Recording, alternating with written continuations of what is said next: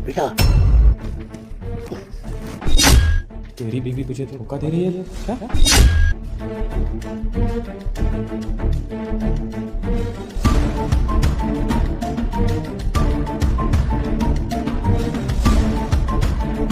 बेटा तुझे तेरे माँ की कसम है, वीडियो को लाइक और चैनल को सब्सक्राइब कर।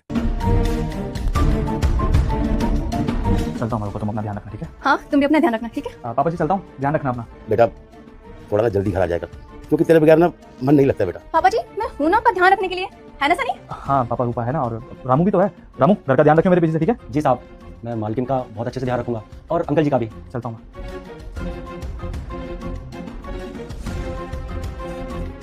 क्या हो बुड्ढे, अपने बेटे की बहुत याद आ रही है, तुझे जल्दी बुलाने के लिए कह रहा था। हम तेरा अच्छे से ख्याल नहीं रखते क्या? बहू तू मेरे साथ ऐसा क्यों कर रही है? मैंने तुझे कभी बहू नहीं अपनी बेटी माना है, उसके बावजूद भी तू मेरे साथ ऐसा कैसे कर सकती है बेटा? क्या हुआ पापा जी? मैंने आपको जो सीढ़ी से धक्का दिया था, आपको इतनी में बात समझ नहीं आई?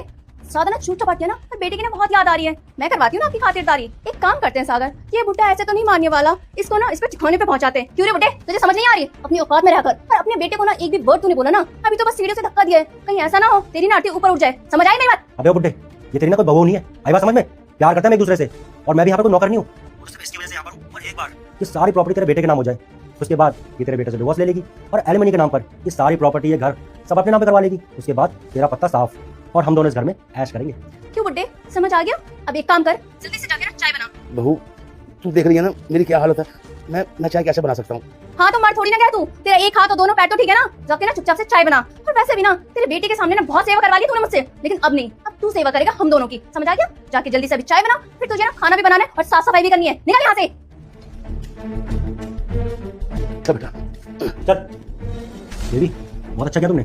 इस बुड्ढे को ना इसकी औकात में रखना बहुत जरूरी है। अब एक काम करते हैं ना, चलो बैठते हैं। चलो यार इस बुड्ढे का कुछ तो करना पड़ेगा यार। बेबी जल्दी इस बुड्ढे का कुछ करो ना, क्योंकि जब तक ये बुड्ढा नहीं मरेगा ना, हमारा प्लान सक्सेसफुल नहीं हो पाएगा। जल्दी कुछ करो।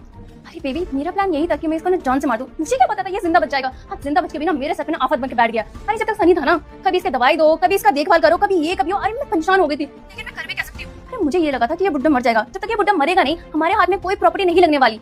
और ये बुड्ढा तो आफत बनकर रह गया मेरे सर पे। अरे मैंने ये सोचा था कि शादी के ना 1-2 साल बाद ही मर जाएगा, लेकिन इतना ज्यादा ये ढीठ है, मर ही नहीं रहा। हमने कितनी कोशिश कर ली, फिर भी देखो जिंदा है बुड्ढा, और जीना हराम कर रखा है। सही कह रही हो तुम, क्योंकि मैं यार परेशान हो गया हूँ तुम्हारे घर में झाड़ू पोछा कर करके। यार कब तक ऐसे चलेगा? तुमने इसे सीढ़ियों से फेंक दिया, फिर भी बच गया। यार कुछ ऐसा करती ना जिससे वहीं कभी मर जाता।